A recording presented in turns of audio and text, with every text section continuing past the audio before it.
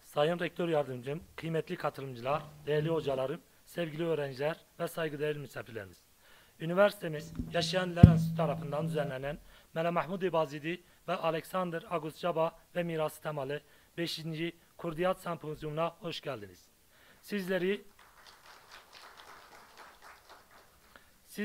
Van 100. Yıl Üniversitesi'nde ağırlamaktan onur duymaktayız.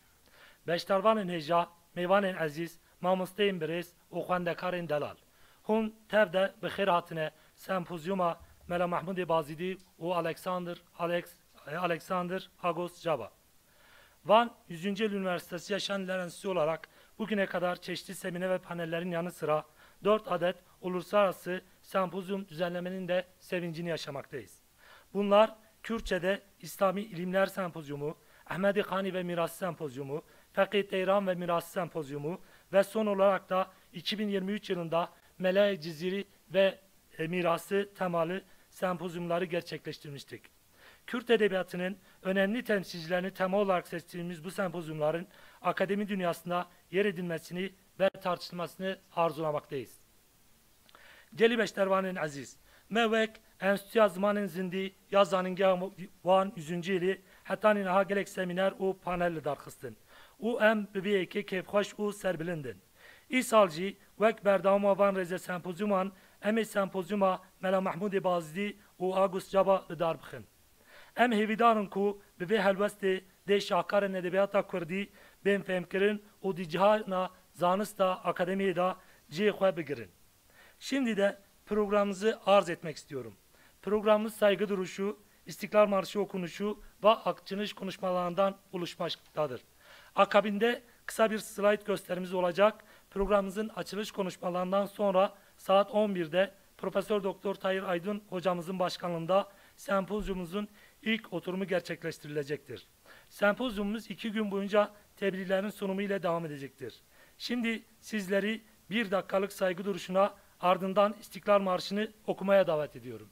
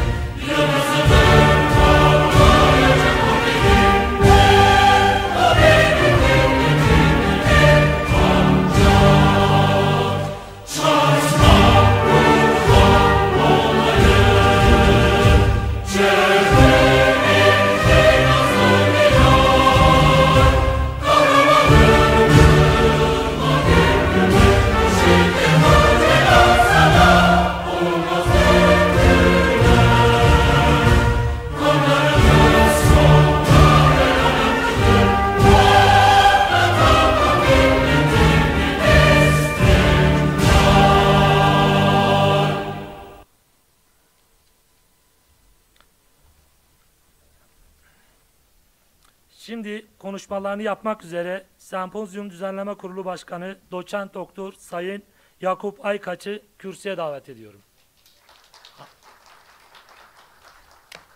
Kısa bir slaytımızdan sonra konuşmasını gerçekleştirecek.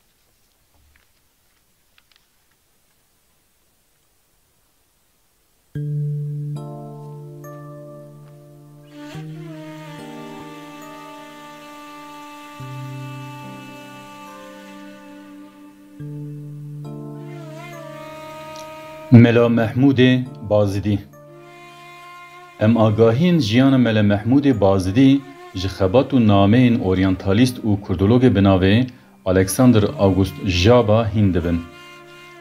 Em ji agahiyên Jaba hîn dibin ku Mele Mahmudi Bazidi derdora salên 1797 da li Bazidê jî dayîk dibe û di sala 1867 da wefat dike. Di wê serdemê de Bazid sancaqeke İmparatoriya Dewleta Osmaniye. Mele Mehmudê Bazidî di medreseyên Kurdan da perwerde digire. Her wiha li Tebrîzê xwendina xwe didomîne. Di perwerdeya xwe da derdikeve asta bilind û wek mela tê binavkirin. Her wiha ew seydatî jî dike. Ew ji xêncî zimanên Kurdî, Erebî, Farsî û Tirkî jî dizane. Mela Mehmudê Bazidî him di nav gelê herêmê û him jî ji aliyê rêveberên Dewleta Osmanî ve tê naskirin. Rojhilatnasê Polonî, Felician Martin Zaremba diyar dike ku dema Rûs dikevine Bazidî û wir zeft dikin, gazî giregirên herêmê yên Kurd, Êrmen û Tirkan dikin ku yek ji wan kesan Mela Mehmudê Bazidî ye. Zaremba, Bazidî wek melayê Kurd, alimê mezin, Seydayê Esilzade û Hecî Mehmud dide nasîn. Bazidî ji aliyê mîrên Kurdan ve jî tê nasîn û ew di pirsgirêkên wan û rêveberên Osmanî da şêwirmendî, wergerî û navçîtiyê jî dike. Ji ber ku rêveberiya Osmanî têkiliya wî bi serhildanên Kurdên botan û hekkariyê dadîne, ew di jiyana xwe da zindanê û sirgûnê jî dijî. Alexander August Jaba. Alexander August Jaba ji benemaleke esîl a Polonî ye.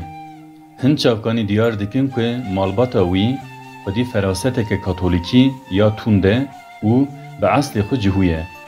Jaba di sala 1824 da di beşa zimanên rojhilatî ya li zanîngeha Vlenskiyê dest bi xwendina zanîngehê dike.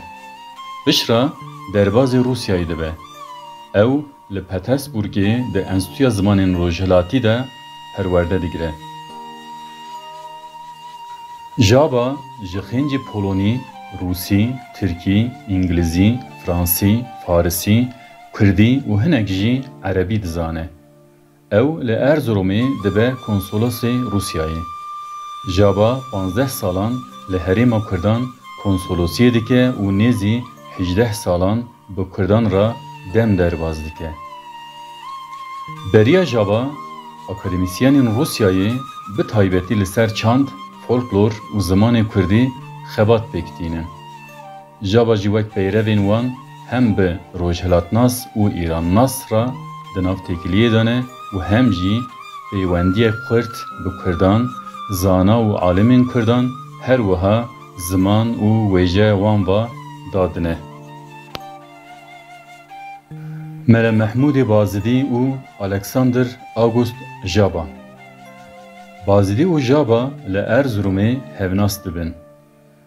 Pêdiviya Jaba bi mamosteyekî heye ku bikare derheqê Kurdan da lêkolînan bike. Pêdiviya Bazidî jî ji bo zanist û aboriyê bi alîgirekî heye.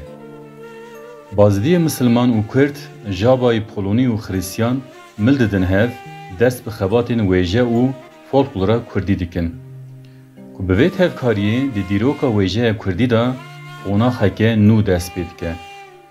Bazidiyê zimanzan, dinyadîtî, wergêr û civaknas dibe mamosteyê taybet yê Jaba. Jaba ji wî Kurdî hîn dibe.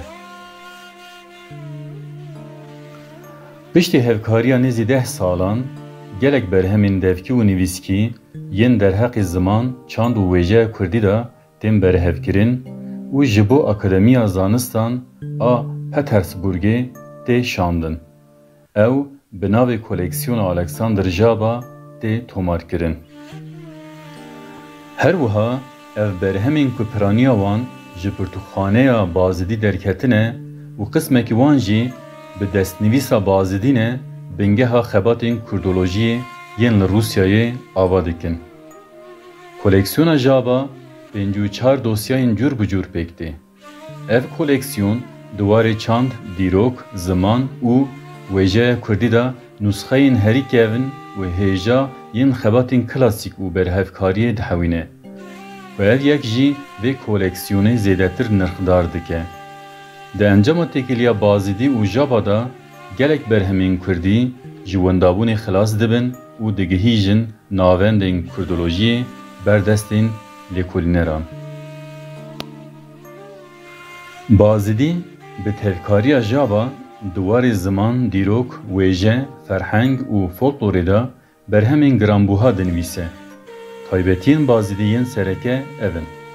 Bazidî bi berhema xwe ya adat û rûsumatnameyê ikradiye di dîroka edebiyata Kurdî da wek pêşîkeşê pexşana Kurdî û damezrînerê civaknasiya Kurdî tê pejirandin. Bazidî kesê pêşîne ku mesnewiyên Kurdî yên klasîk wekî pexşan çîroka wan dinivîse. Bi vê jî dibe çîroknivîsê yekem yê wêjeya Kurdî. Ew yekem kesek ku şerefnameya Şerefxanê Bedlisî bi Farisî dinivîse werdigerîne Kurdiya Kurmancî û bi vê xebata xwe dibe wergerê sereke ji bo dîroka wêjeya Kurdî. Bazidî yekem kesek ku bi Kurmancî dîroka Kurdan dinivîse. Ew kesê pêşîne ku antolojiya çîrokên Kurmancî cameyê risaleyan û hekayetan dinivîse. Ev berhem ji bo dîroka Kurdan çavkaniyeke giring e. Bazidî wekî kesê pêşîn tê zanîn ku li ser şairên Kurd xebateke biyografîk amade dike. Ew wek pêşengekî zimanê Kurdî li ser rêziman, alfabe û ferhenga Kurdî lêkolîn dike.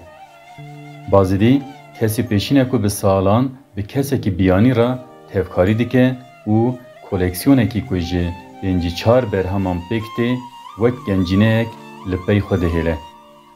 Ev berhem bi zimanên Rûsî, Fransî, Almanî û her wekî din tên weşandin û wek mîraseke dewlemend ji cîhana wêjeyê ra dimîne.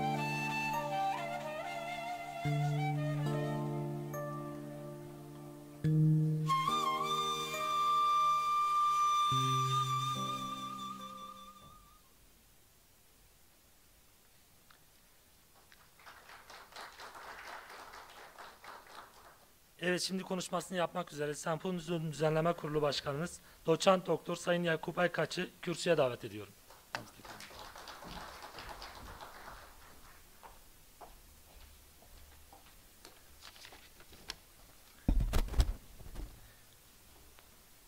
به نام خدای مهربان و دروان بریز جیگرین رکتور بریز اندامین پروتکلی ماموستین هیجا میوانین عزیز و خواندکارین دلال هون هموجی بخیراتنه سرسرا سرچاراتنه ای سال سمپوزیوم ما یا کردیات یا پنجانه کو ام لداردخن و تما یامجی ملا محمود بازدی و الکساندر یابایا جاردم بخیراتنه و دیکم.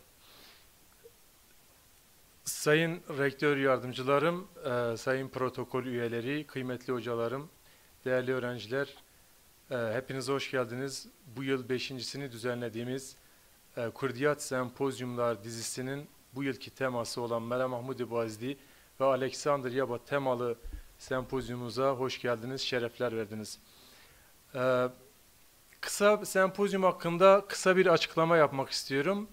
Niçin bu konuyu seçtik? Ve bu sempozyumla amacımız nedir? Bu iki temel noktaya değinmek istiyorum. Öncelikle kısa bir açıklamaya şöyle girmek istiyorum. Nitekim bahsettiğimiz sempozyumun iki temel şahsiyeti Mela Mahmud Bazdi ve Alexander Yaba 19. yüzyılda yaşamış Kürdoloji alandaki iki önemli şahsiyettir. 19. yüzyıl dediğimizde Osmanlı'nın aslında gerileme döneminde, çöküş döneminde olduğu bir dönemdir. Ve aynı zamanda kolonyal sömürgeci devletlerin de bu yönde faaliyetlerini geliştirdikleri, bu yönde genişleme politikası güttükleri bir yüzyıldan bahsediyoruz. Nitekim bunlardan biri de dönemin büyük devletlerinden biri olan Rusya'dır. Rusya'nın klasik tarih kitaplarında okuduğumuz sıcak denizlere inme politikası, yani güneye inme politikasında yol güzergahında Karadeniz'in doğusunda en büyük milletlerden biri elbette ki Kürtlerdi. Dolayısıyla batılı bir akla sahip olan Rusya'nın önceden bu milleti yani Kürtleri etnografik olarak, kültürel olarak, dilsel olarak, tarihsel olarak bütün yönleriyle tanıması gerekiyordu. Nitekim bu yönden de çalışmalara başladı. Ne yaptılar? Kürtlerin arasında akademisyenleri, özellikle şarkıyatçılık fakültesinde okumuş akademisyenleri, yani oryantalistleri gönderdiler. Ne yaptılar? Dış temsilciliklerindeki konsolosluklar olsun, diğer birimlerden olsun bu yönde dokümantasyon, belgeler göndermelerini istediler. İşte tam bu esnada biz Alexander Jaba'ya rastlıyoruz. Alexander Jaba bu dönemde Erzurum'da Rusya'nın Erzurum'daki baş konsolosudur. Alexander Jaba da ilkin aslında bu çerçevede faaliyetlerine başlıyor. Yani topladığı materyaller aslında istihbari dokümantlar, sömürgeci devlete hizmet edecek olan materyallerdir. Tabii Alexander Jaba bunu tek başına yapamıyor. O dönem slaytta da izlediğimiz gibi Mala Mahmudi Bazidi'ye rast geliyor. Bu da önemli bir şans her ikisi için. Mala Mahmudi Bazidi de nitekim Osmanlı-Rus savaşlarının gündemde olduğu, kızıştığı dönemde Doğu Beyazıt savaş mekanlarının en başında gelmekte. Yönünü Erzurum'a vermiştir. Kıtlık dönemi, savaş dönemi. Bu ikisinin işbirliği ilk etapta ilkin belki Mala Mahmudi Bazdi için de belki bir finans kaynağı, belki bir geçinme gibi olabilir. Bunu tam bilmiyoruz neticede. Ama ilkin Alexander Jaba için de elbette ki sömürgeci kolonyal anlayışa hizmet babındadır. Nitekim bu dönem aynı Alexander Jaba ile birlikte o dönem çağdaşı olan Peter Lerk var. Peter Lerk Kürtler konusunda dil bilimi alanında çalışırken Alexander Jaba dediğimiz gibi materyal topluyor. Zernov Kürt tarihi üzerine yoğunlaşıyor. Bunların hocası Bernard adını unuttum. Bernard Dorn St. Petersburg Üniversitesi'nde Bilimler Akademisi'nde İshak Paşa Sarayı'ndan Rus ordusu tarafından götürülen el yazmalarının tasnifini yapıyor. Ve daha nice akademisyenler bu yönde Kürdoloji alanında çalışmaya başlıyorlar. Fakat burada önemli olan bir şey var. Bu ikilinin arkadaşlığın bir süre sonra Alexander Jaba'da bir Kürdoloji aşkına, bir Kürtçe sevdasına dönüştüğünü görüyoruz. Bunu nasıl görüyoruz? Bunu Alexander Jaba'nın Peter Lerk'a ve diğerlerine yazdığı mektuplarda işte Mala Mahmudi Bazdi benim seydamdır, bana Kürtçe öğretiyor, ondan dersler alıyorum. Bu yöndeki mektuplarından, ifadelerinden anlayabiliyoruz. Ve aynı dönemde yine Kürtlerin oryantalistler tarafından yavaş yavaş tanınmasıyla beraber Avrupa'da Kürtçenin akademik anlamda Farsçadan, Arapçadan, Türkçeden farklı bir dil olduğu tartışmalarının alevlendiği bir dönemde Alexander Jaba'nın kitapları, Avrupa'da yayınladığı Kürtçe sözlükler ve bu yönde Mala Mahmudi Bazdi ile beraber ortaklaşa yaptığı kitaplar bu yönde Kürtçenin, Kürt dilinin, Kürt edebiyatını Avrupa'ya tanıtan önemli çalışmaların başında geliyor.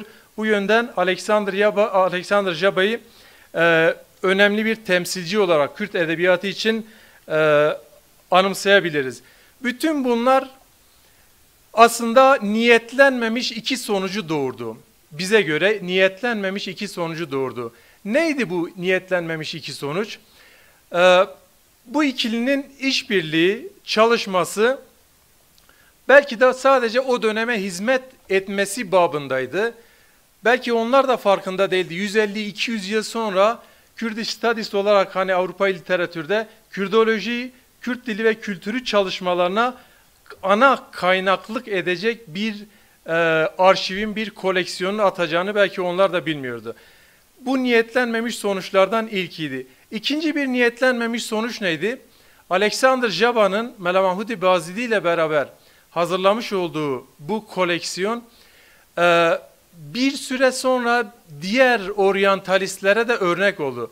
Bu bağlamda Oscar Mann, Albert Lecoq, Basil Nikitin, Martin Hartmann'ın da Avrupa'da, Almanya'da çeşitli yerlerde Kürdoloji alanında topladıkları belgeleri arşivlemeleri, koleksiyon oluşturmaları yine Kürdoloji çalışmaları için önemli kaynakların başında gelmektedir. Bu yönüyle de belki de ikinci niyetlenmemiş sonuç olarak değerlendirebiliriz.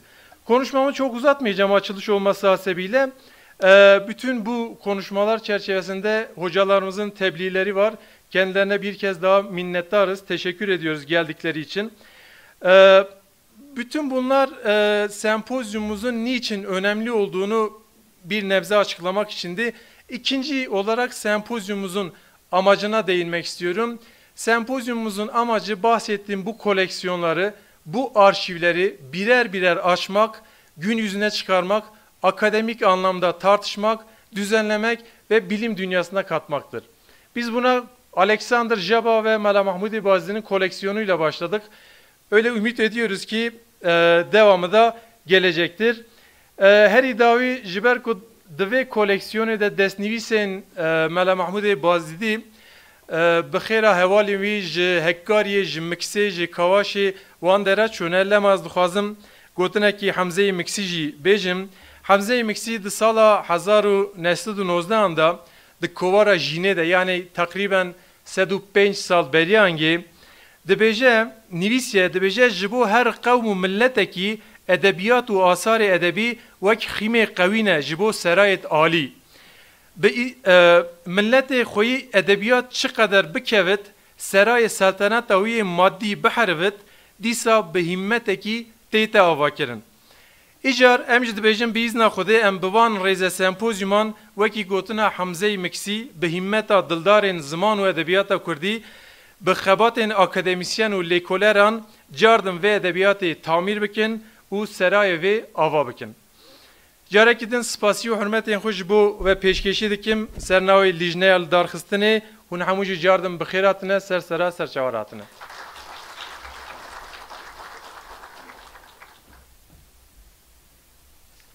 Düzenleme Kurulu Başkanı Sayın Doçent Doktor Yakup Aykırç'a teşekkür ederiz. Şimdi de konuşmalarını yapmak üzere Enstitümüz Yaşayan Diller Enstitüsü Müdürü Profesör Doktor Sayın Abdülhadi Timurtaş'ı kürsüye davet ediyorum.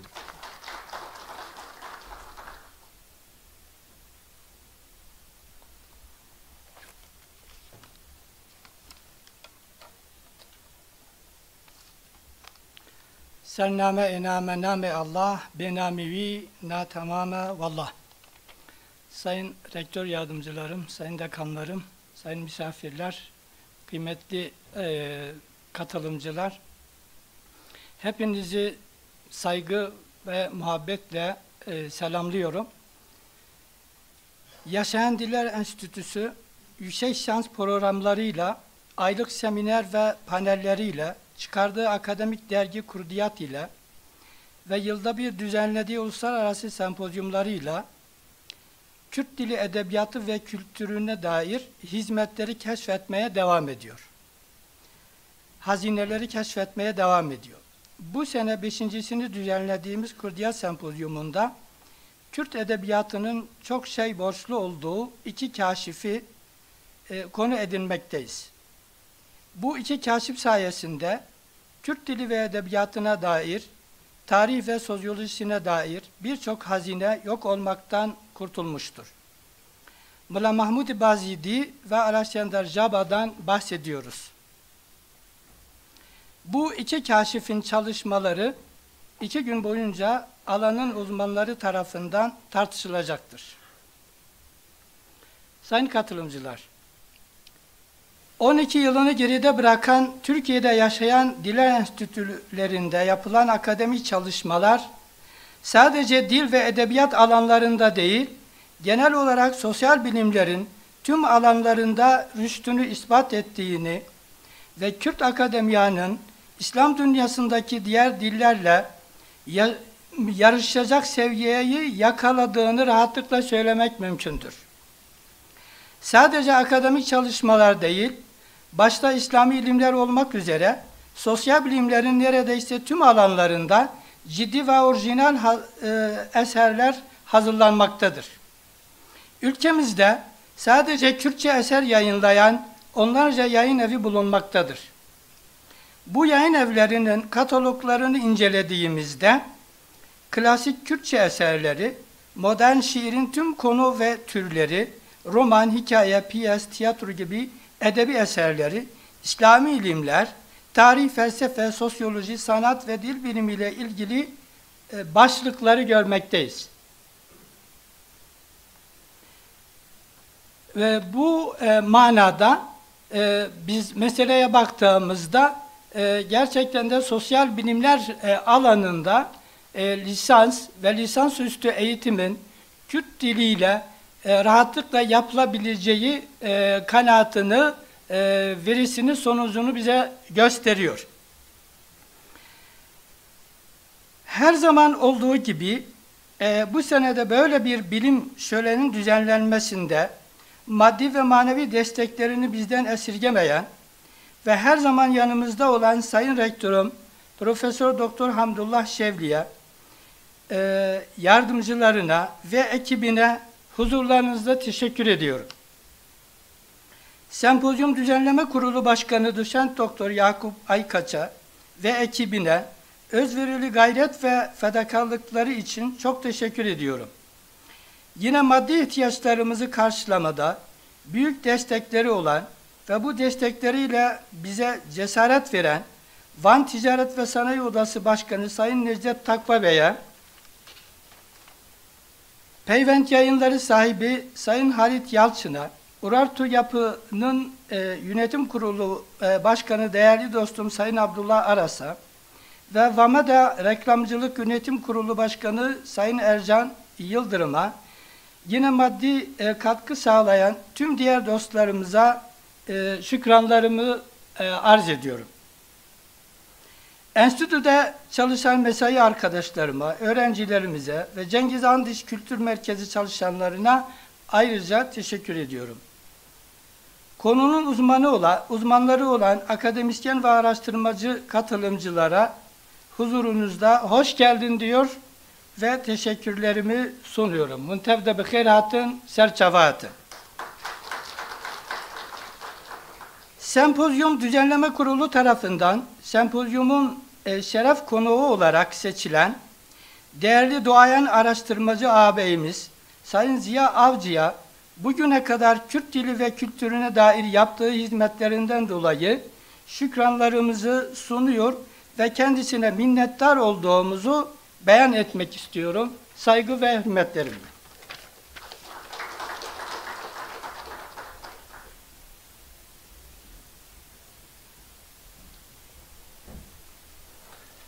Enstitümüz Müdürü Profesör Doktor Sayın Abdülhadi Timurtaş'a teşekkür ederiz.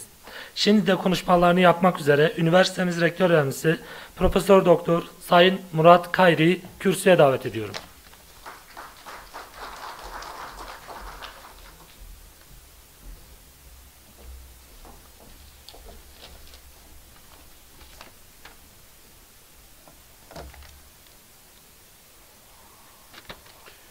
Sayın Rektör Yardımcım, kıymetli dekanlarım, kıymetli Van TSO Başkanım, kıymetli bilim insanları, misafirlerimiz, araştırmacılarımız ve sevgili öğrenciler. Üniversitemizin Yaşayan Diller Enstitüsü'nün teşebbüsüyle gerçekleştirilecek olan Uluslararası 5. Kurdiyat Sempozyumuna hepiniz hoş geldiniz. Hun hemu bixeyr hatın, mala ve ava. Daha önce de Van Valiliğimiz, Büyükşehir Belediyesi ve Cumhurbaşkanı Başdanışmanımız Gülşen Orhan hanımefendinin destekleriyle icra edilen ve siz değerli Kürdiyat çalışmaları yapan araştırmacılar ve akademisyenlerin de büyük desteği ve özverisiyle icra edilen bu sempozyum, bugün de yine Yaşayan Diller Enstitümüzün öncülüğünde Molla Mahmudi Bayezidi ve Alexander Yaba ve mirası temasıyla gerçekleştirilecektir. Öncelikle bu etkinliğin hayırlı olmasını diliyorum. Sosyal olsun, tarihi, siyasi, sanatsal, kültürel ve edebi olsun kıymetli şahsiyetlerimizi ve eserlerini akademik ve bilimsel platformlarda konuşmak, yazmak ve tartışmak elbette ki çok önemli. ve oldukça faydalıdır. Bu yıl coğrafyamızın kadim kaşiflerinden sayılan Mele Mahmude Bazidi'nin kültürümüze, kadim edebiyatımıza değerli katkıları ele alınıp akademik bir eksende tartışmalar yapılacaktır. Başta Enstitü Müdürümüz Profesör Doktor Abdülhadi Timurtaş hocamız ve Sempozyum Düzenleme Kurulu Başkanı Doçent Doktor Yakup Aykaç olmak üzere emeği ve katkısı olan her bir hocamıza şükranlarımı sunuyorum. Malumunuz olduğu üzere üniversiteler akademik ve bilimsel çalışmalarını ülkeye katkı sağlayacak platformlarda yaptıkları sürece ancak o zaman kendilerine ve toplumlarına yararlı olabilirler ve bir medeniyet kazanabilirler. Coğrafyamızın önemli üniversitelerinden biri olarak biz de bunun gayreti ve çabası içerisindeyiz. Bugünkü sempozyumda böyle bir düşüncenin ve gayretin hasılatıdır. Programın içeriğine baktığımızda öyle anlaşılıyor ki tebliğ sunacak olan kıymetli hocalarım ve araştırmacı akademisyen arkadaşlarımız sempozyumun konusuna dair çok yönlü ve derinlikli bilgilendirmeler ve sunumlar yapacaklardır. Tekrar her bir kimseye katkılarından dolayı kutluyor ve teşekkür ediyorum. Dışarıdan gelip sunumda bulunacak olan misafirlerimize tekrar hoş geldiniz diyorum. Sempozyumun başarılı ve verimli geçmesini diliyor. Etkinliğin ilimiz ve ülkemize hayırlar getirmesini temenni ediyorum. Hepinizi sevgi ve saygılarımla selamlıyorum.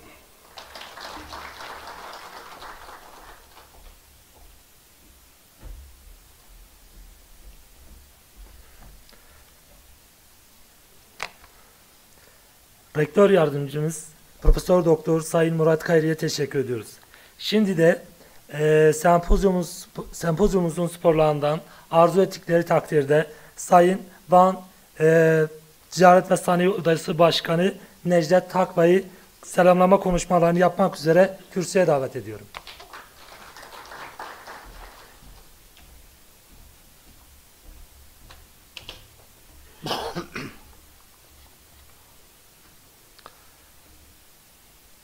Brezcigiri rektörü üniversiteme mamostayın hece u beştarın aziz yen kul dervey valat u gelek deverin valat hatine bajarime beri her tişti bi tevlubuna pencemin sempozyuma navnetevi ya kurdiyata Mele Mahmud Bazidi u Alexander August Java و میرات آوان ده از برومت و برزو حسکرین سلاو دکم. ده پیواجو پلانسازی و برنامه هجا ده جبو هفکاری ما ام سربلندن. از جد خازم لور و یکی بینم زمان کو جبو زندی هشتنا زمان ما یه زکماکی و زیده کرن قادا بکار آنی ناوی از کدا ماموستین هجا پیروز دکم.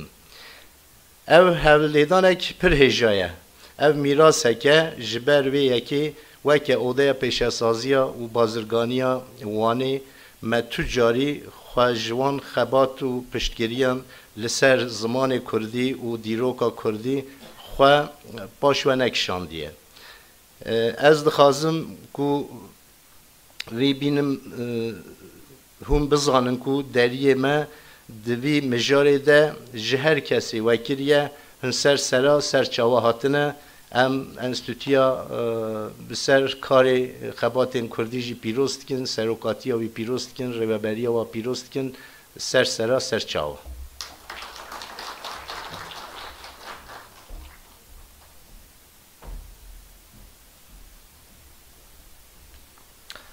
Van Ticaret Odası Başkanı Sayın Necdet Takbay'a teşekkür ediyoruz. Şimdi de Urartu Yapı Yönetim Kurulu Başkanı ve Enstitümüzün Danışma Kurulu üyesi Sayın Abdullah Aras'ı selamlama konuşmalarını yapmak üzere kürsüye davet ediyor.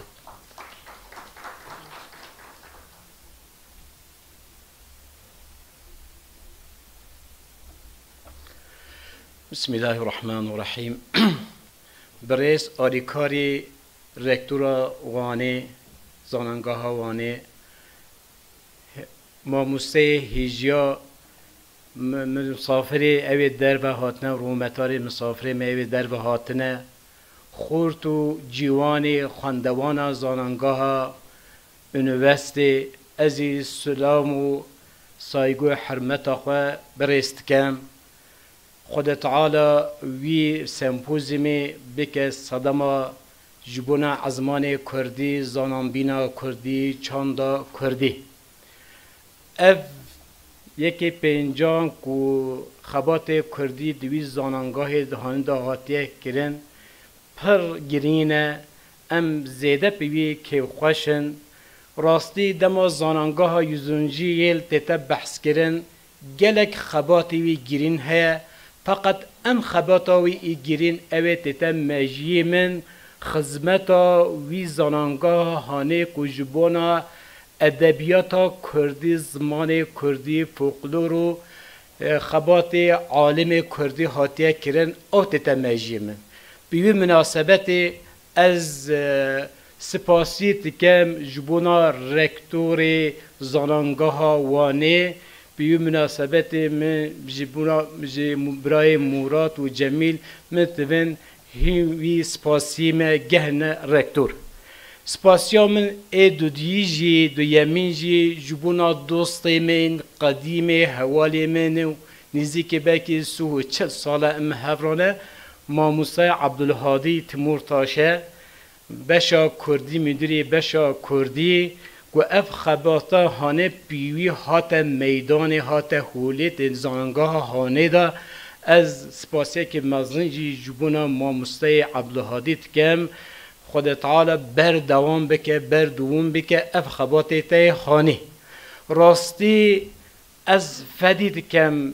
بکی به ادبی به مبخشینن مقابل و برهمه و از بحث زمان کردی بکم خبات کردی تکن ام هاتنه که ام جوا استفاده بکم بنا مستفید ام جی هر وکی گلی وانه اوی که بجنم تاجر و تجار و مرپی کارساز و کارکر ام آمادن جبونا خدمات زمان کردی ادبیات کردی عرف عادت کردی کو بته حوله کو بته میدان بته میراث کی مزن جبونا خورت ما مزداویا خبردان خدا متوی ازوی گوتنه بیجم فقیرتی نه فقیره کمرو حوجه درهمک دو درهم به بس فقیرتی او کمرو زمان خو نزانه ادبیات خو بیر که وی زمان نیبنا زارو که خو مالباتا خدا نه جیام بکه مرو کفته بین باندورا گلی دیتر دا اب نخوشه کی زیده گرینه خود تعالی مجوی نخوشی دا درینه جها پاش و محتوی اب خدمت هانه نده زانانگاه وانه دا بل زانانگاه ده حرم دا همه بیت جیان کرین که ازمان کردی ادبیات کردی فولکلور کردی تاریخ کردی که بیت هولی دا نیتبیر کرن هن همه من خیر و خوشی دا ام دروش گهداری وکن جوا استفاده بکن اوی میوانه که در وجه هاتنه هن سرسر ما هاتنه سرچاو ما هاتنه ام آمادن نجبونا زانانگاه ها و نجبونا خبات کردی مادی olarak ام آمادن جبونا زانانگاه در وجه آمادن بن امر ودانه من خیر و خشیده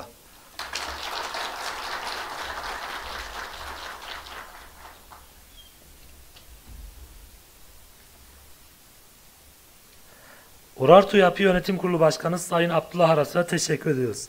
Şimdi de konuşmalarını yapmak üzere Mardin Artuklu Üniversitesi Edebiyat Fakültesi Kürt Dili ve Edebiyatı Öğretim Üyesi Profesör Doktor Sayın Abdurrahman Adak'ı açılış konferansı için kürsüye davet ediyorum. Mahmut Kerem.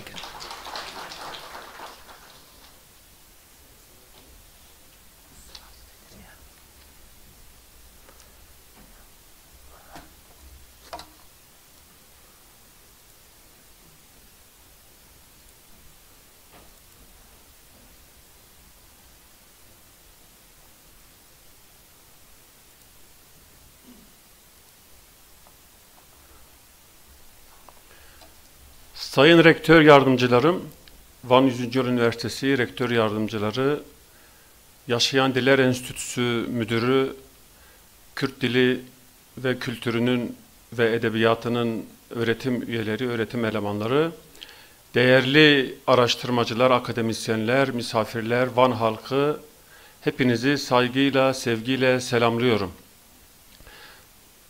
5 yıldır düzenlene gelen Kürdiyat sempozyumlarını düzenledikleri için Yaşayan Diller Enstitüsü'nü ve müdürünü, dostum Abdülhadi Hoca'yı canı gönülden tebrik ediyorum. Gelê hevalan, ez ê axiftina xwe ku ev derfet bo me hatiye bexşkirin bi Kurdî pêşkêş bikim û ji aliyê civaka Kurdî, ji aliyê Mele Mehmudê Bazidî ve zêretir li ser mijarê rawestim. Niha Kurd di dewra İslamê de, dewra berê İslamê li aliyekî, miletekî serekî ên rojhilata navînin bi dîroka xwe, civaka xwe, zimanê xwe, îdareya xwe, saziyên xwe û edebiyata xwe ya nivîskî. Ev tam 1000 sala ku Kurd bi zimanê xwe dinivîsin. Lêbelê ev yek bêguman net hemû qadan de çêbûye. Esasen rojhilata navîn miletên Müslüman bi piranî zêdetir dinivîsînê de giringî dane helbest û nezmê. Ev taybetmendiya giştî ye. Lêbelê li nav Kurda ev yek zêdetir xuyayî ye. Yani Kurdî zimanekî nivîskî ê dîrokî ye, 1000 sal dîroka wê heye. Ji Şeyx Ebu Abbasên Yahawendî Kurdê yekem ku helbest nivîsiye. Heta bi roja me ev proses her berdewam e. Zimanekî zindî ye Kurdî. Bes Kurda tenê bi helbestê û bi nezmê berhemên xwe dane û dabûn. Berhemên lîrîk, dîwanên lîrîk û manzûmeyên dîdaktîk û epîk zêdetir hatine dayîn. Ev yek bi Ehmedê Xanî re di sed sala 17 de guheriye, gava yekem hatiye avêtin. Xanî derketiye derveyî tradisyona helbesta klasîk û di babetên perwerdeyê de û babetên civakî û hin babetên sosyal û civakî û siyasî de hin tiştnivîsîne û fikrên xwe beyan kirine. Lêbelê esas ev guherîn bi Mele Mehmudê Bazidî çêbûye. Tiştekî gelekî balkêşe, di roja me de li zanîngehan di beşên fermî de birêbazên zanistî di hemû qad û şêweyên zanistê de em çi dikin, Mele Mehmudê Bazidî jî heman tişt kirine. Rola cabeyî li aliyekî, bes ez li ser bingeh û hêza Mele Mehmudê Bazidî dixwazim rawestim. Mele Mehmudê Bazidî berî her tiştî cara yekem şairên Kurdan ên ku berî wî bi Kurdî berhem nivîsîne kom kirine û biyografiya wan nivîsiye.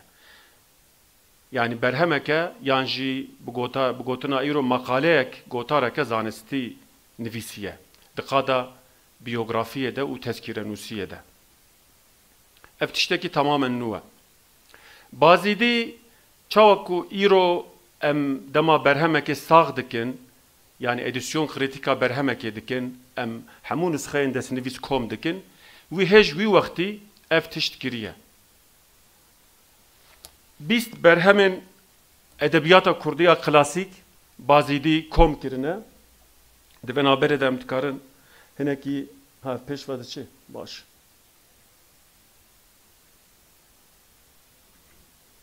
Bele. Di edebiyata klasîk de Bazidî 20 berhev kirine. Her sê berhemên Seydayê Xanî, 4 berhemên Feqîyê Teyran, مولودا باتهی، یوسف و زلیخای سلیمی، لیلا و مجنون سوادی، برهمن دینی دستانی بور قر و قول نوالا سیسبان و سه مجموعين هلبستان جارا یکم دیروکا کردان ده و کولرکی وکی بازیدی خباتک وها کریه و دستنویس کم کرنه العالیه کی دی بازیدی دست آویتی فولکلوره و لسر سترانن کردی و لسر جیروکن کردی yani helbest و پخشانا کلاسیک خباتن پرهجا کرنه لالیه کی دیتر لسر زمان کردی خباتن پرهجا کرنه بازیدی هم زمان جبو فیر کرنا زمان کردی بر هم نویسیه هم فرهنگ نویسینه هم رزمان کردی نویسیه هم جی الفابای کردی دانایه لالیه کی دی بازیدی دست آویتیه دیروکا کردان و تکانه برهما دیروکا کردان یکم شرفخان بتلیسی ترجمه کرمانجی کریه هج دوی سردمه ده ذهن بازیدی گلکی وکریه دبیجید پشکوتن آوه برهمه ده لناف همو ملتان دیروک هیا هر ملتا کی دیروکا خونویسیه لوما پیوست لناف کردان افتشنهاتیه کرن جاره یکم شرفخان بتلیسی کریه و اجی و برهمه ترجمه کرمانجی دکم لیوی تشتکی هی اورجینال تر کریه جهه کو شرفخان لی مایه دوام کریه و برهمه کدی دیروکا کردان نویسیه برهمه شرفخان وقت تواریخ قدیم کردستان و برهمه خو وقت تواریخ جدید کردستان بناف کریه مخابن اف برهماوی انتر پارانتز نگیشتیه روجامه پیشگوتن آوی خارج پیشگوتن دی دستمده هیا بازی دی هر وها لسر اتنولوژی جواکناسی و انتروپولوژیا کردی جی برهمه که گلکی هجا دایه بازی دی بوا جوره خباتان يعني جبلي فان تأليف وي جلكن يعني مثلا عادات رسوماتنا ما تأليفه تواريخ قديم جديد تأليفه ام بيجن حكاية تأليفن برهمن رزمان تأليفن وجلكن تأليف هي ترجمة هي يعني مؤلفة مترجمة ام بيجن برهفكارة جواکناسا اتنولوگا فرهنگنوسا يعني براستی کسایتکی پرالیه ملا محمود بازیدی آلیه او قصدیدنه کو براستی نها نممکنه مرف توان ریز بکه لوی داره بوینوی اف پرس تی روژوی گلو بازیدی اف خباتن هجا کو دروجا مده انستیتو زانینگه دزگه خباتن وها دکن افنه شأن خباتک شخصیه شاعرکی کو هلبست خو بنویسه باوایی که لیریک خو تطمین بکه نه تشتکی وصایه یا بازیدی تشتکی تماما جدایه قناغ یکم دستپیکا زانستن سوسیال لناف کرده خباتن بازیدی گلو اف بنگه جکو بدست خستیه لگور هن کسان اگر جاباتو نبویا اف کلیات ده در نکتبا میدانه از برعکس ویه که دفکرم لورا اگر بازیدی نخودی بنگه بویا قپاسیته تو نبویا زانابون تو نبویا بلا حسکه 100 جابا بهاتا نممکن بو اف کولکسیون در کتبا هوله چاوکو ملای جزیره بيجي حكمة أستاذي چكت يعني قابليت كنبت حكمة أستاذي چكت يعني أجر قابليت تنبو يالبابازي دي صد جابا جي بهاتان نه ممكن بو افتش در كتبا ميدانه إجلو چاوا چه بو حكمة ويه كي ديسا اتموسفرو پاشخانه جواكي و پروردهي یا سرحده دورا بازیده بسیدای خانی براستی بویه قناغ کنو و دورا کنو دیروکا چاندا کردی ده معلومه ویه که بازید وەک جزیرە بۆتان وەک مکسێ وەک جۆلەمێرگێ وەک جهێن دیتر ku îdareya Kurdî lê hebû di vê kategoriyê de di şerefnameyê de derbas nabe. Yani bazît wek bi dehan bajarên Kurdan ku îdare ne destê Kurdan de ye bi awayekî fermî yani hikûmeta Kurdî lê ne avaye. Di vê kategoriyê de ye. Bes bi hatina xanî re xanî ji ber ku mehsulê çanda colemêrgê û botan e xanî li bazî de bingehek avêt. û İsmaîl Bazîdî xwendekarê wî ew kultura xanî da domandin. İsmaîl Bazîdî bizzat xwendekarê xanî ye. Piştî Bazîdî nifşek heye lê piştî wê nifşê Muradxanê Bazîdî tê. Ew nifş vala ye ew niha nayê zanîn. Piştî Muradxanê Bazîdî nifşek din heye Mele Mahmûdê Bazîdî ji wê nifşa pêncem perwerde wergirtiye. Yani Mele Mahmûdê Bazîdî nifşa şeşeme li Bazîdê ku bi memûzînê perwerde bûye, bi nûbihara biçûkan perwerde bûye û bi zimanê Kurdî li gor rêbaza medreseyên Kurdan perwerde dîtiye Mele Mahmûdê Bazîdî. Her wiha dewrûbera Bazîdê çi mikis bê, çi hîzan bê, em bêjin çi colemêrg bê, bêguman rola van jî li ser Bazîdî heye lewra di nav çavkaniyên Bazîdî de ev dewrûber jî hene. Mesela bi Mele Musayê Hekkarî re di nav peywendiyê de ye. Em bêjin Mele Elîyê Teremaxiyê Miksî tesîreke mezin li ser Bazîdî çêkiriye. Esasen bi giştî karê Bazîdî di çarçoya pexşana Kurdî de divê bê nirxandin.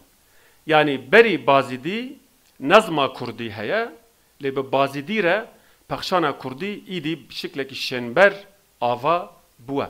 Lê Bazîdî îlhama xwe ji Teremaxî wergirtiye.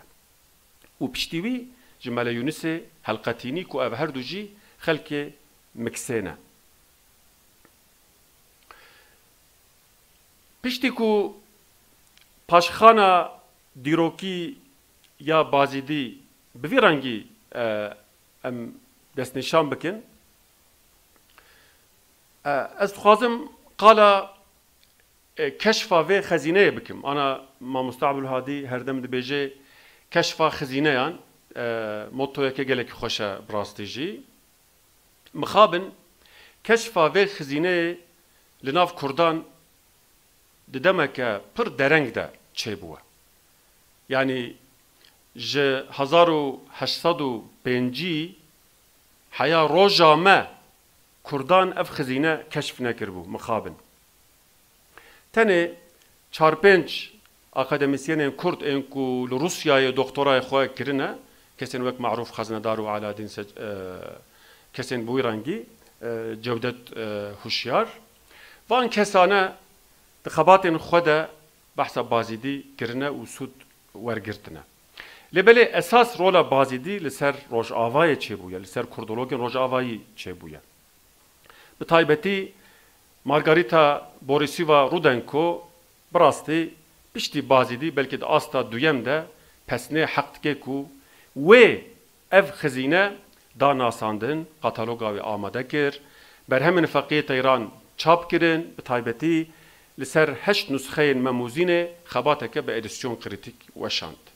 Hîna jî Kurd bixwe, hîna jî nedwê astê dene ku li ser memûzînê xebateke di asta edîsyon kritikê de bikin ku ji berhema Rudenkoyê derbas bibe.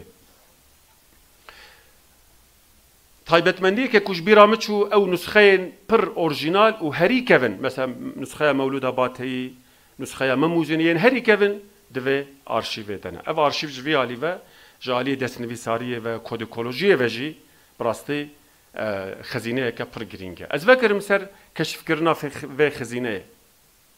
Mixabin ji ber bêderfetiyan, ji ber bêkesûkûsiyê, ji ber belawelabûnê Kurdan nekarin vê arşîvê bi dest bixin, heta ku di sala 2014 de piştî ku beşa Kurdî li zankoya Mêrdînê vebû, heta wê derê, heta wê demê ev arşîv veşartî bû.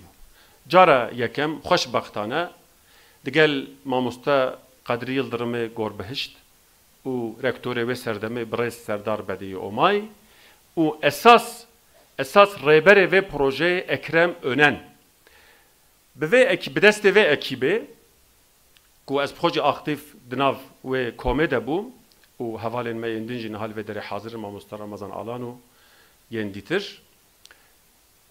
Ev arşiv ji Rusyayê hate bi dest xistin, wezaretin her du dewletan peyman girêdan, nivîs hatin nivîsîn dualî û bi parayekî bütçeyeke baş yani li gor me belkî zêde li belê li gor qîmetê xizînê vê xizînê gelekî bi bütçeyeke gelekî kêm bi bütçeyeke nêzî $40,000 ev arşiv ji Rusyayê intiqalê Mêrdînê ve arşîve ji Rusyayê intiqalê Mêrdînê kir.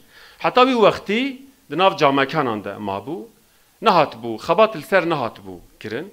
Bi sayê vê teşebbüsê ji wa camekanan derxistin û wênê yek kişandin û teslîmî me kirin. Mamosta Qedrî digel ew bixwe carekê çû û digel rektörê zanîngehê jî dîsa cara duyem çûn û bi xwe re înan Mêrdînê.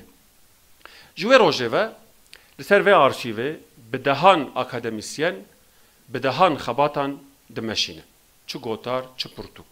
Xebatên cûr bi cûr tên meşandin. û her wiha sempozyum tên li darxistin û belkî qonaxa herî nû û ya herî bihêz jî di nav van xebatan de ev qonaxa zankoya 100. yılê di vê buwarê de jî bi rastî gaveke girîng avêt. Ez mamosta Abdulhadî serî de hemû mamosta û ketkarên vê zanîngehê û hevkarê min Yakup Ayqaç li heqeqa helal bike min ew ji bîr kiriye û rêveberên zanîngeha 100. yılê pîrozbahiyeke mezin heq dikin mala wan ava bê. Ez hêvî dikim ku bi vê sempozyumê ra ev xizîne baştir bê keşifkirin û ji bo paşarojê gaveke xweş mezin bê avêtin. Li aliyekî dîtir Wezareta Çandê ya Tirkiyeyê jî mikek Xalid dît ew jî hat bîra min bi serpereştiyekek Xalid dil heye ku vê arşîvê bi tevahî bi awayekî yekpare ji nav weşanên Wezareta Çandê derbixe, çap bike. Ev xebat jî amade ye li Artuqliyê me ev xebat amade kiriye. 14 cildin, ev cild tematîkin û her cildek editöreke wê heye û danasîna wa muhtewiyata wan cildan calî editöran ve hatiye kirin û pêşgotinên wê hatine nivîsîn ev amade ye ji bo çapê. Ev jî eger bê çapkirin ev proje jî biçe serî ez bawer dikim ku dê bibe xizmeteke herî mezin. Herî dawî ji aliyê caba ve ez dixwazim vê bibêjim ku caba nebûna desthilatdarên Kurdan adeta temsil kiriye. Yani ez dixwazim vê bibêjim di wê serdemê de desthilatdarên Kurd ku vekolerên Kurdan han bidin, teşwîq bidin, bütçe terxan bikin da ku xebatan li ser dîroka zamanê Kurdî, dîroka edebiyata Kurdî, dîroka folklora Kurdî bikin tune bûn. Yani Kurd ji vê yekê bêpar bûn. Bes li nav Osmaniyan, li nav Îranê rewş ne wisa bû. Bi destê dewletê ew xebat dahatin kirin. Fakat li nav Kurda derfeteke wiha tune bû. Vêca xweşbextane kesayetên wek caba û yên dîtir Kurdnasên Ewropî kirin ku Kurd li ser çanda xwe xebatan bikin û ew valahî dagirtin. Ji ber wê yekê rola wan roleke dîrokiye, mala wan hezar carî ava bê ku di encamê de xizîneyeke wiha derket meydanê û careke dîtir silav û rezên xwe ji wetevan re pêşkêş dikim, mala wetevan ava bê.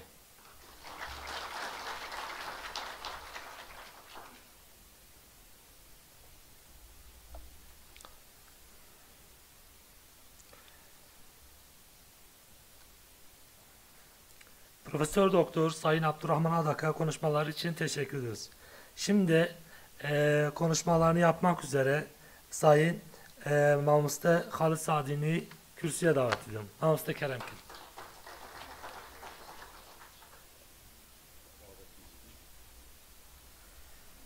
مرحبا روزها بخیر بیتن دلی و خوش بیت یکی عبدالرحمن تشتکی گلک بالکش گوت بو کردان نشه یا 100 ساله 150 ساله اوی آرشیو درخنه میدانه لی البته که او مروب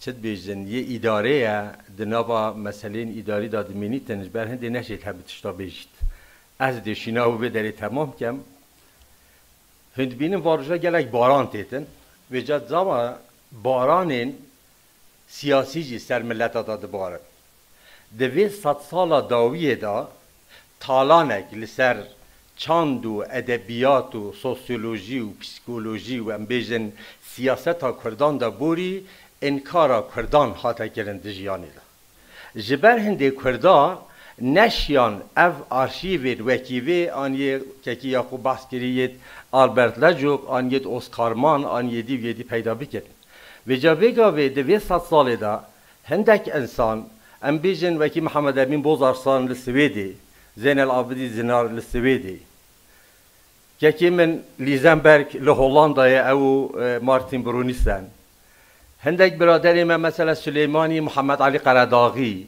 تحسین ابراهیم دوسکی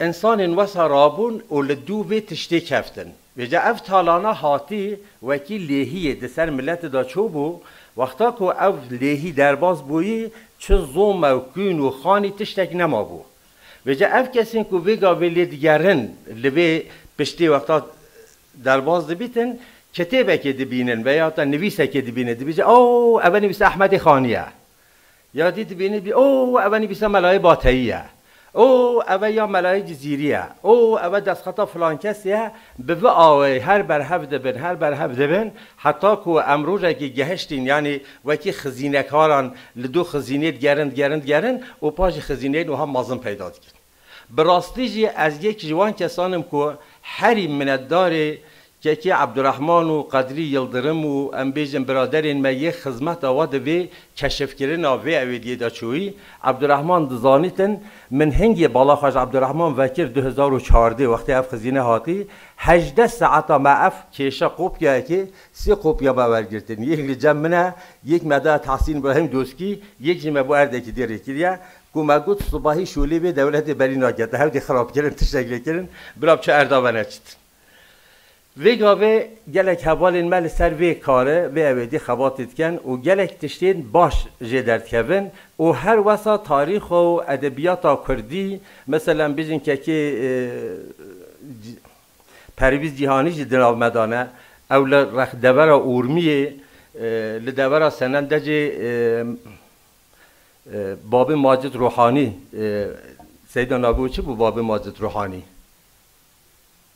بابا مردوخ روحانی و گله کسیت وصل لهر دبره که انسان وی کومه وی تشتی برهف دکن و افرو که ام گهشتینه انجامه که گله گرینگ ده بابت ده یعنی تشتی که خراب نینه 100 ساله زمانک بیت انکار کردن زمانک بیت نناس کردن زمانک بیت ویدادان لیدسر و حاله ده هنده خودم برهم و ادبیات و تشبیتن و 100 ساله پشتی هنگی وکی که عبدالهادی گوتی لسر و انستیتو بینه بکرن دکترا تزی بینه چکرن ماستر تزی بینه چکرن و یکی وکی میشه ببیده خدمتکاری وی اوان تزاهمش که لپیونده چاپ بکردن اما تشکی گلک باش یک جوان خدمتکاران جبو تاریخ و ادبیات کردی جی افرو که میوان میا میوان رومتی دناب مدانه و جا از دخوازم په کرتاسی بحثا و بکن پاشه اویجی گازی کمالیره اما مستعد سال 1946 دا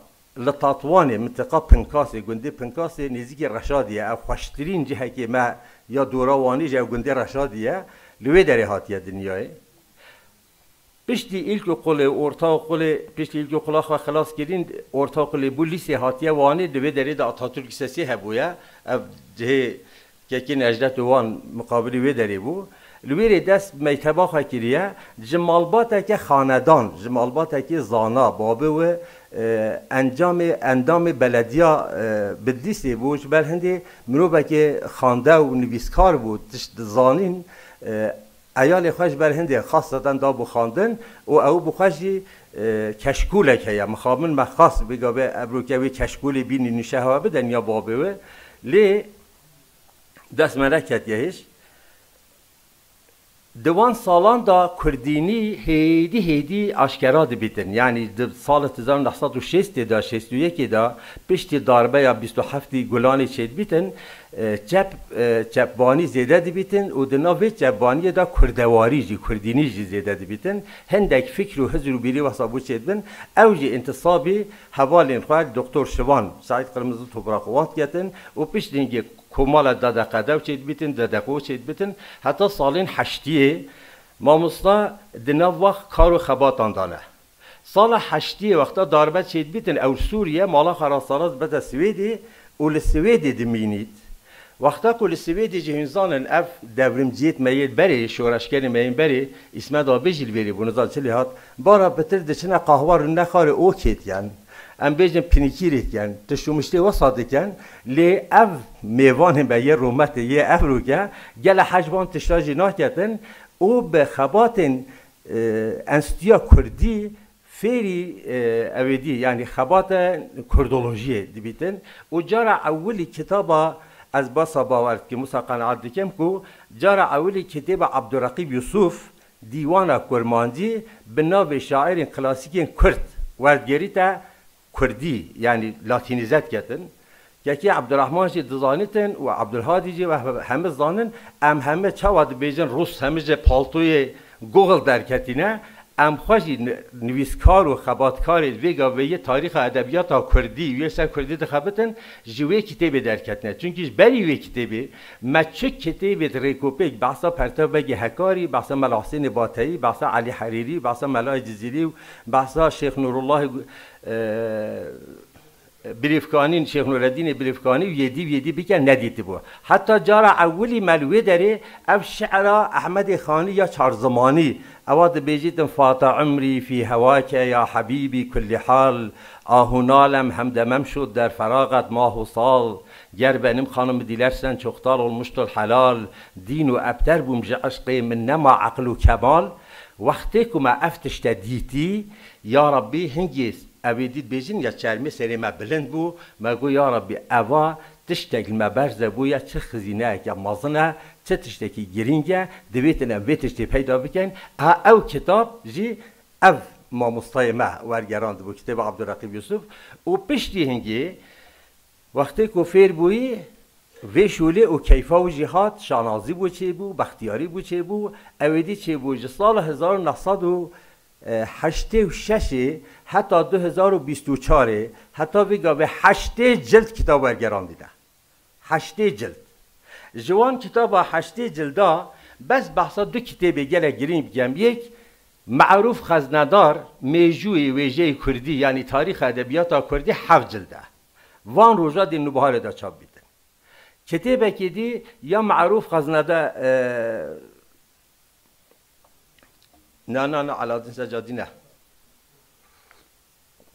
کتابه که دی یا محمد علی قرداغیه بوجاندنوی زانایانی کرد لگور دست خطکان دا 9 جلده او کتاب جوارگراندیه و جبلی و بدهان مثلا aynı یکی و یکی خواه کدوی 100 سال دا کردی لسر پیا گرتیه براستیج یک جلادت علی بدخانه یا عبدالسلام اسلام اوه دکترا تزیاوی لعبدی سلیمانی هاتو آماده کرن اوه جوارگراندیه کتاب جمال نباس ام بیجن ناسنامه و پرسکریکا کردی و ناسیونالیزم کردی چه کریه گله کتابین و هر روشلاتا کردستانی او لگور سردما شهر جهانی یا دویم دا لگور بلگنامه این آرشیو ایکیتیا سوویتی او وکیوان 8 جلد کتاب گلی حوالان گله که شوا اکادمیسیانن مروب زانان فامان تگهشتینه بلکه ده همه عمری خود 8 جلد کتاب نخوانده بن ما مستازیه آفجه 8 جلد کتاب ورگران دیده افرو کم بیوان میورمتیه بلا کرم کرد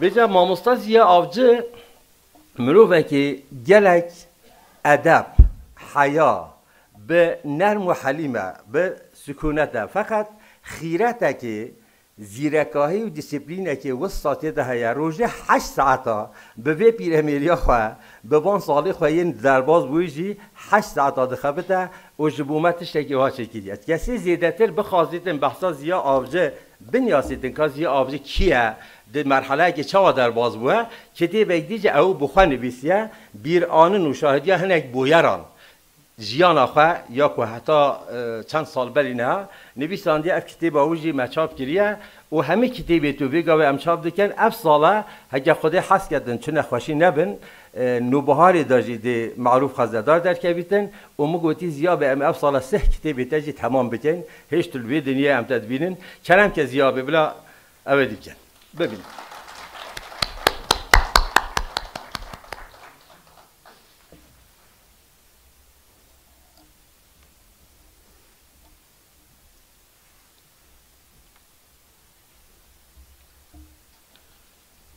از gelek spas dikim û müteşekkirim civara.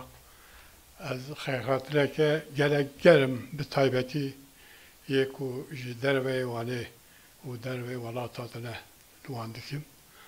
û ez naxwazim zêde wextê we bigirim. Kek halit zêde ew kir. Yani belki em layiqê ew xasirinin ne ez vê jî ji ber mütevazîtiya xwe nabêjim. Yani rastî ev e û wezîfeyeke li ser me. Eger ku mahareteke me tiştekî me hebe em pêşkêşê vî gelê bikin. û ez zêde wextê we nagirim lê ez ê tenê ji bo ku xebata têkoşîna li ser Mele Mehmûdê Bazidî û Alexandrî Jaba da wek çavkanî bikeve li berdest. Ez tê dixwazim behsa dîroka vê xebatê a li ser Mele Mehmûdê Bazidî û Alexandr Jaba. Yani min li ku dest pê kir, çima min dest pê kir, çawa min dest pê kir, gelek bi Kurtî ez ê behsa wî bikim. Ev jî wek ku min got ji bo çavkaniya dîroka vê xebatê ez li vir behs dikim.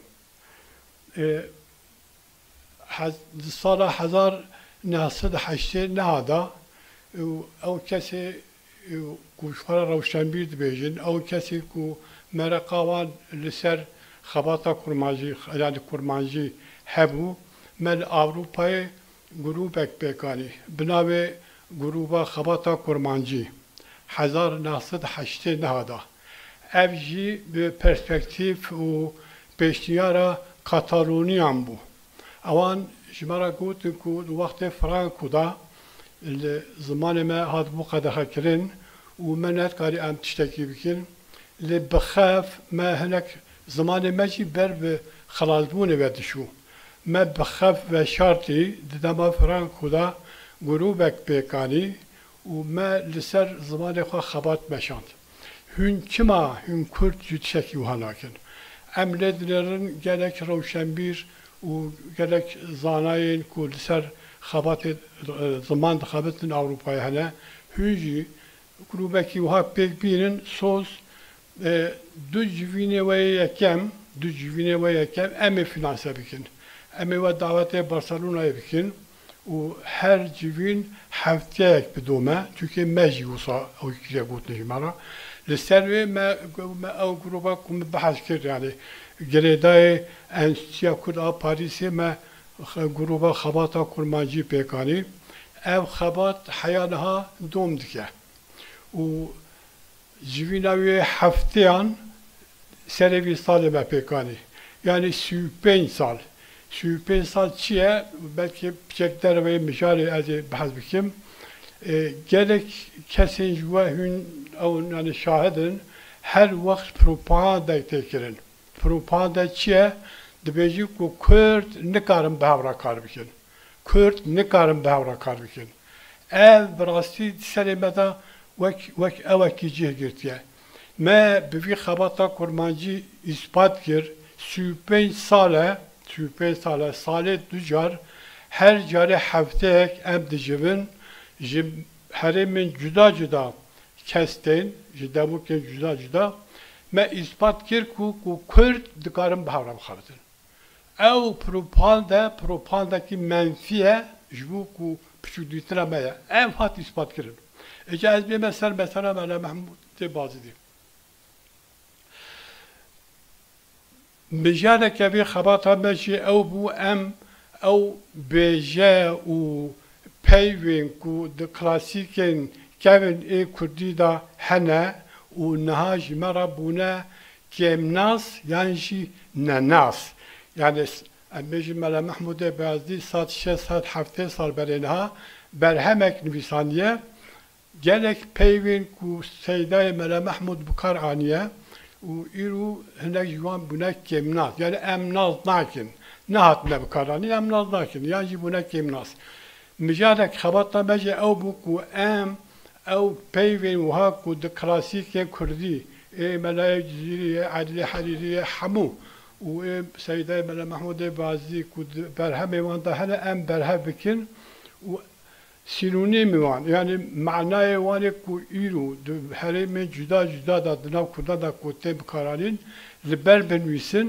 بگی آوای وان اوی خلاص کن yani bir kere nasıydı yani büyük kemnasiydi yani nasıya خلاص کن ve sala hazar nahsat salavi belki bir şey o yani şirkette de not yak not duyan da beraberek Hollanda'ya rudluş و خباتك لسر أوي كربو لسر أوي بيجو عرف وعادات كردان سيداي ملا محمود بازدي ويك تكستيل أوي شاب كربو لسر وي شاب كربو أو كتدا سيما ما كو أمي أو بيوين أو بيجين كو دفرتا هنا أمي أو بكين أمي داريخن امسال خابتين ملين نريكو براسيا و برادركو عمده كده تابي حزار جل مالاوي هوا ام لبر gelek سپاس يودكم ده izoli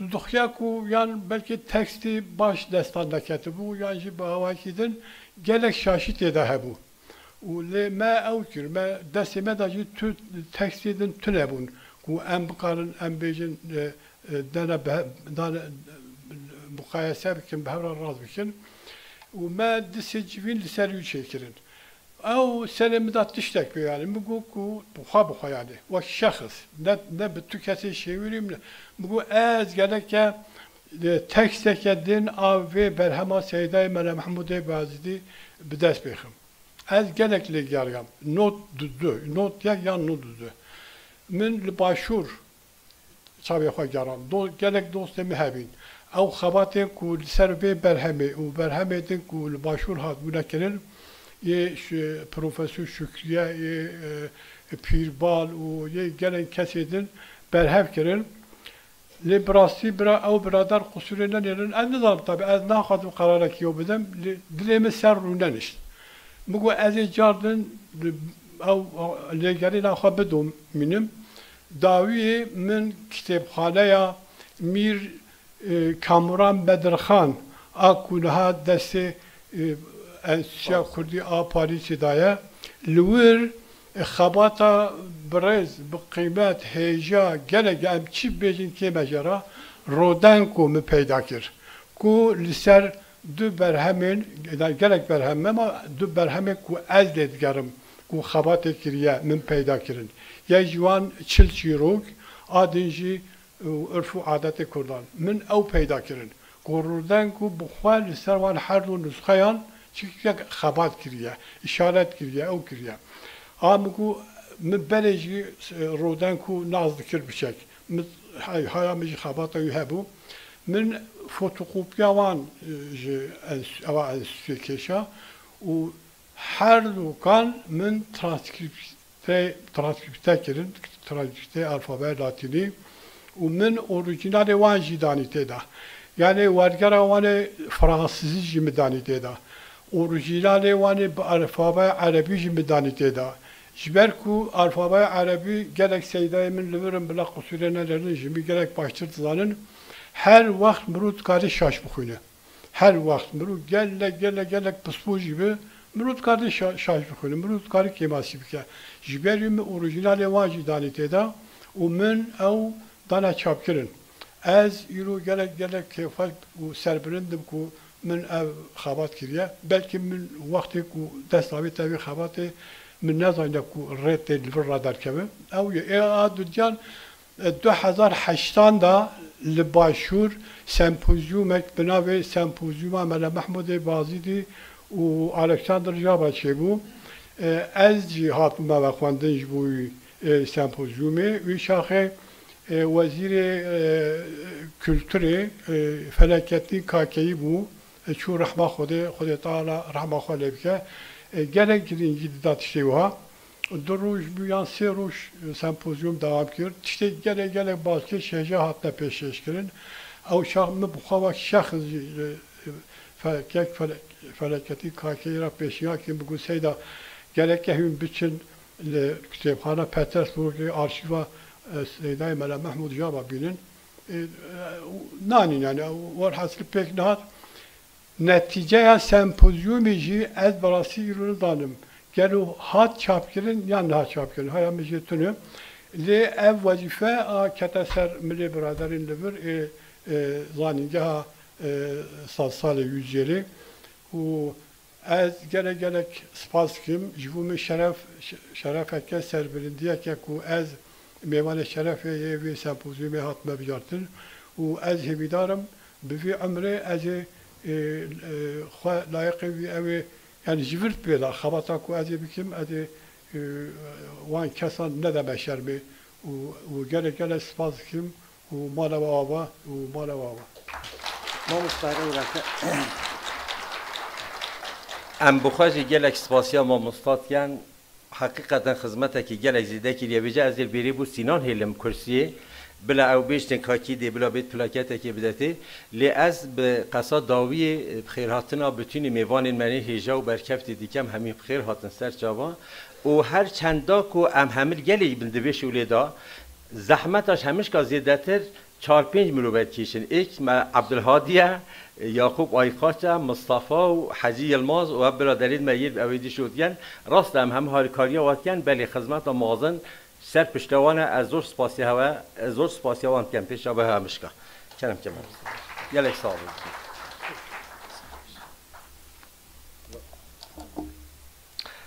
جبو آخافتنا رزدار برز زیاوجی پرسپاس کن نهاجی جبو پیشکشکرنا پلاکتا رزدار زیاوجی گرننده انستitüye برز پروفسور دکتر عبدالهادی تیمورتاش و سروک ایوان سوی برز نجده تاکبا بدخوینم سانه کرم کنم استم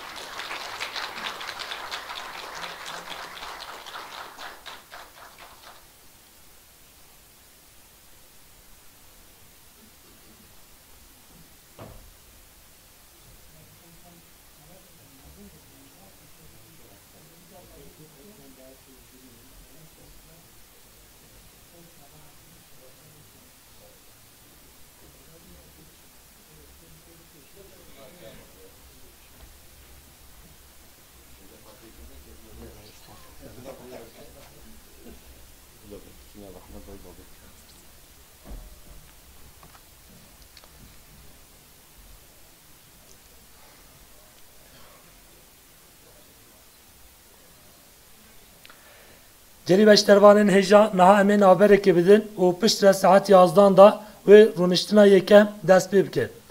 Kerem ken.